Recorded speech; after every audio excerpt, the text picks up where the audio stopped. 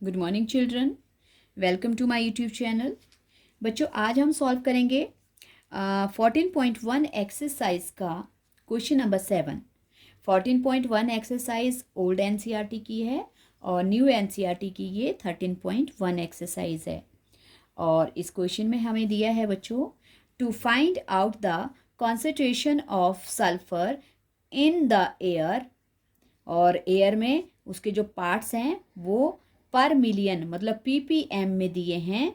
And the data was collected for 30 localities in certain city is represented below। क्या बोला है कि air में सल्फर की जो कंसंट्रेशन है, जो उसकी मात्रा है, वो पर मिलियन हमें दी है। और बोला है कि ये 30 लोकेलिटीज़ के ऊपर कहीं पे डेटा कलेक्ट किया है, वहाँ पे सर्वे किया गया और वहाँ की एयर को जो है वो चेक किया गया। तो उसमें पाया गया कि जो सल्फ़र की कंसंट्रेशन है वो किस वे में है, कितनी कितनी है। तो जैसे इसमें बोला है 0 to 0.04, इस तरह की जो पर मिलियन जो कंसंट्रेशन है वो कितनी लोकेलिटीज़ की हैं, 4 की।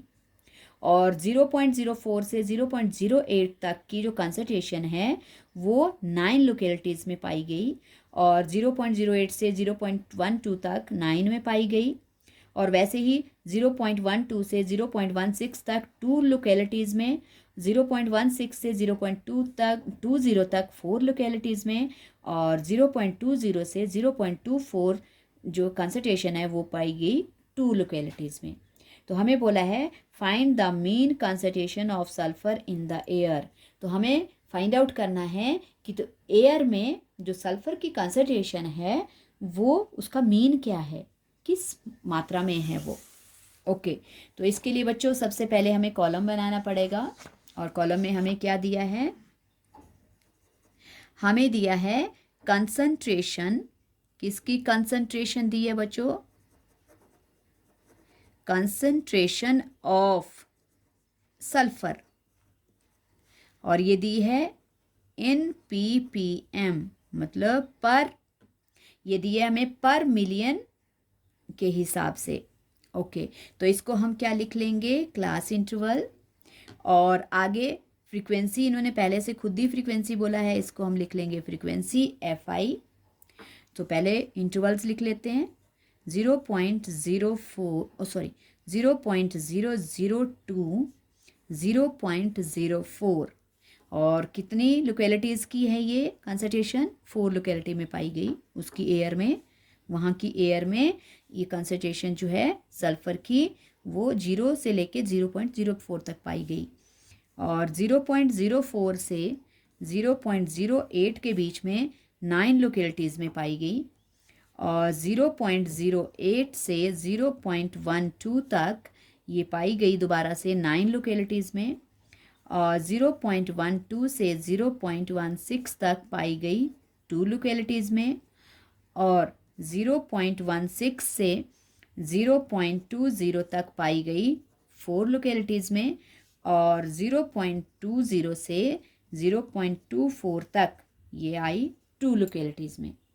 सो हमें बोला इसका मीन निकालो। तो मीन निकालने के लिए सबसे पहले तो देखो बच्चों, आपके पास छोटी छोटी वैल्यूज़ हैं और वैल्यूज़ भी डेसिमल में हैं।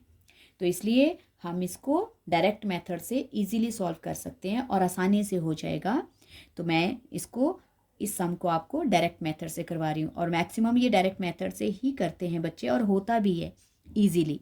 तो सबसे पहले तो हम इसका क्या निकालेंगे बच्चों, क्लास मार्क निकालेंगे, मतलब XI निकालेंगे। XI निकालने के लिए देखो 0.04 और 0.00 को प्लस करेंगे तो बच्चों क्या आएगा हमारे पास, 0.04 2 से डिवाइड करेंगे, डेसिमल 02। इसमें बच्चों डेसिमल का ध्यान रखना है, 2 स्टेप पीछे डेसिमल है तो आपको यहाँ पे 2 स्टेप पीछे डेसिमल ही लगाना है राइट साइड से। फिर है हमारे पास 0.04 और 0.08 को जब हम प्लस करेंगे बच्चों तो हमारे पास बनेगा 0.12। इसको 2 से डिवाइड करेंगे तो 0.1 नहीं होता डिवाइड, तो 0, अगला पेयर 6, तो इसका आ गया बच्चों 0.06। अब देखो हमने 2 स्टेप्स निकाल दिए XI के और दोनों के बीच में 0 0.04 का डिफरेंस है। तो अब हम 0.04 सब में प्लस करते रहेंगे, इसमें प्लस करेंगे 0 पॉइंट, तो ये बन जाएगा 10। ओके, फिर ये बन जाएगा 14 और फिर ये हो जाएगा 16। और इस तरह से बच्चों हमारे पास जो वैल्यू है लास्ट वाली वो हो जाएगी 0.20। ओके, 10, 10, 14, नो 14 में 4 बच्चों 18 और 18 में 22। ध्यान रखना है कैलकुलेशन का। ओके, तो ये बन गए हमारे एक्स आई। अब क्या निकालते हैं डायरेक्ट मेथड से बच्चों, हम F I X I frequency और एक्स आई को मल्टीप्लाई करते हैं। ओके, सो 4 से 0.02 को 4 से मल्टीप्लाई करेंगे बच्चों, तो हमारे पास क्या आएगा 0.08। वैसे ही 6 9 ज़ा क्या होता है 54, 2 स्टेप पीछे डेसिमल। 10 9 ज़ा 90, 2 स्टेप पीछे डेसिमल। एंड 14 2 ज़ा 28, 2 स्टेप पीछे डेसिमल। 18 4 ज़ा 72, ओके 2 स्टेप पीछे डेसिमल। और 22 2 ज़ा 44, 2 स्टेप पीछे डेसिमल। अब हम इनको प्लस करेंगे बच्चों, सिग्मा एफ आई एक्स आई, मतलब इनका सम करेंगे, समीशन करेंगे। तो प्लस करेंगे 8 और 4 12, 12 8 20, 20 22, 22 और 4 26। ओके, 2 कैरी ओवर, 2 और 5 7, 7 9 16, 16 2 18, 18 7 25 और 25 और 4 29, 9 2 कैरी ओवर। अब 0 में 2 प्लस हो जाएगा तो 2 ही आएगा और डेसिमल आ गया यहाँ पर।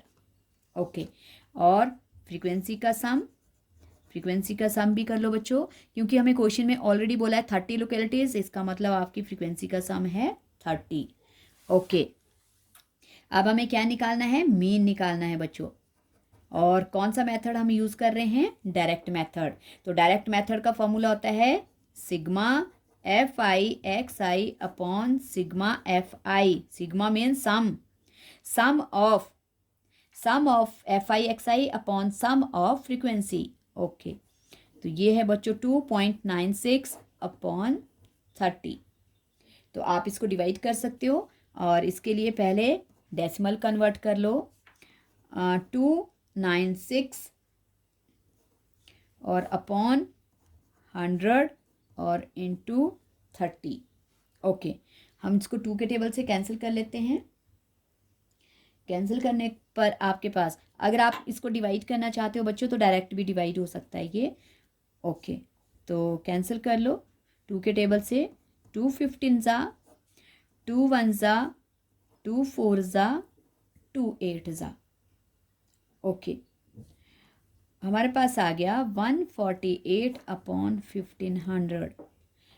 ओके बच्चों, अब हम क्या करेंगे, अब इनको डिवाइड करेंगे। ओके, यहीं पे डिवाइड कर लेते हैं। 148 को हम डिवाइड करेंगे 1500 से। तो सबसे पहले तो बच्चों हमारे पास क्या लग जाएगा, डेसिमल लग जाएगा। और जब डेसिमल लग गया, क्योंकि नहीं होता है डिवाइड, तो हमने लगा दी यहाँ पे 1 0। ओके, फिर दोबारा से ये नहीं डिवाइड होता है क्योंकि हमारे पास 1500 है और यहाँ पे 1480 बन रहा है। फिर हम नॉट डिवाइडिंग के लिए 0 एंड अगेन हेयर 0। अब बन गया ये हमारे पास 14800। अब हम 15 से डिवाइड करके देखते हैं। 15 9 सा करते हैं पहले, 9 5 सा 45, ये आ गया बच्चों 13500। 9 से करेंगे 13500 माइनस 8 में से 5 3 1, फिर अगेन 0। अब हमारे पास बन गया 13,000। ओके, अब क्योंकि हमारे पास 9 से 13,500 आता है तो हम इससे आगे नहीं बढ़ सकते, हम इससे पीछे देखते हैं। अब 1500 को 8 से मल्टीप्लाई करके चेक करते हैं बच्चों। 8 5 ज़ा 40, सॉरी 0 एंड 8 1 ज़ा 8, ये आ गया 12,000। तो हम इसको 8 से कर लेंगे 12,000। ओके, अब बच गया हमारे पास 1,000, फिर अगेन 10,000 बन गया हमारे पास। फिर दोबारा चेक करेंगे। अब मैं इसको मल्टीप्लाई करके देख लेती हूँ बच्चों। 1500 को 6 से कर लेते हैं। 7 से 105 होता है, 15 7 सा तो बड़ा हो जाएगा, 6 से कर लेते हैं। ओके 9000, फिर दोबारा 1, फिर दोबारा 9। तो बच्चों हमारे पास डिवाइड करके जो है ये इसी तरह की वैल्यूज आती रहेंगी।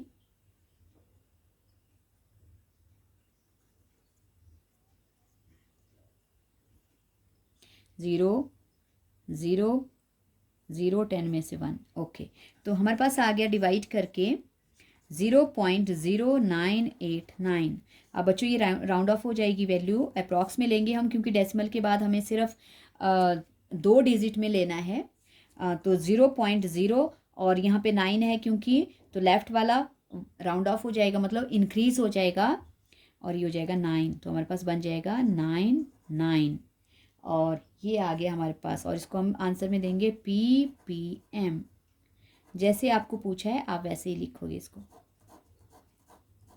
Okay PPM। ओके, तो अब मतलब हमारे पास क्या है, जो मीन कंसंट्रेशन है वो कितनी है लिख सकते हैं। Hence the mean concentration of sulfur is 0.099 ppm। ये था बच्चों हमारा आंसर। आई होप आपको ये समझ आ गया। कैलकुलेशन का ध्यान रखना है बच्चों, यहाँ पे थोड़ी सी कॉम्प्लिकेटेड है। अगर आप डेसिमल नहीं हटाओगे तब भी आप इसको डिवाइड कर सकते हो, बस ध्यान रखना है डेसिमल का और वैल्यूज़ का। बाद में राउंड ऑफ करके आपका ये आंसर आ जाएगा। सो आई होप आपको ये समझ आ गया है क्वेश्चन, और अगर समझ आ गया है तो आप इसको प्रैक्टिस करो और वीडियो को लाइक करो बच्चों, शेयर करो और प्लीज़ चैनल को सब्सक्राइब जरूर करना। Thank you so much.